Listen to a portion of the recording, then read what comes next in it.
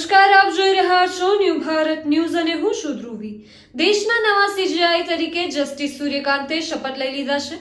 તેમને રાષ્ટ્રપતિએ શપથ અપાવ્યા હતા। તેઓ 15 મહિના સુધી આ પદ પર રહેશે, જ્યારે હવે જસ્ટિસ ગવઈએ આ પદ પરથી નિવૃત્ત થઈ ગયા છે।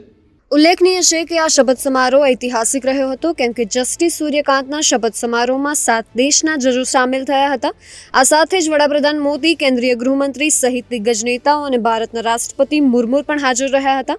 નવા સીજીઆઈ સૂર્યકાંતનો જન્મ 10 ફેબ્રુઆરી 1962ના રોજ હરિયાણાના હિસાર જિલ્લામાં થયો હતો। તેનો પરિવાર મધ્યમ વર્ગના પરિવાર હતો।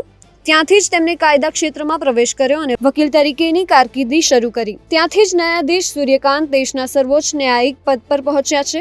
તેઓ 2011માં કુરુક્ષેત્ર યુનિવર્સિટીમાં કાયદાના માસ્ટરમાં પ્રથમ વર્ગમાં પ્રથમ ક્રમ મેળવવાનું ગૌરવ પણ ધરાવે છે।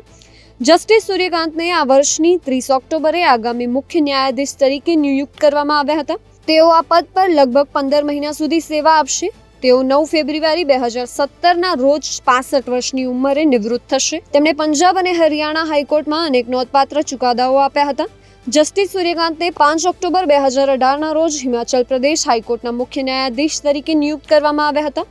સુપ્રીમ કોર્ટના ન્યાયાધીશ તરીકેનો તેમનો કાર્યકાળ કલમ 360 નાબૂદ કરવા, અભિવ્યક્તિની સ્વતંત્રતા અને નાગરિકતા અધિકારો અંગેના તેમના નિર્ણયો માટે જાણીતો છે। જસ્ટિસ સૂર્યકાંત તે બેન્ચનો ભાગ હતા જેને તાજેતરમાં રાજ્ય વિધાનસભા દ્વારા પસાર કરાયેલા બિલો સાથે વ્યવહાર કરવામાં રાજ્યપાલ અને રાષ્ટ્રપતિની સત્તાઓ અંગે રાષ્ટ્રપતિની સલાહ અરજીની સુનાવણી કરી હતી। આ નિર્ણયની આતુરતાથી રાહ જોવાઈ રહી હતી અને તેની તમામ રાજ્યો પર અસર પડી શકે છે।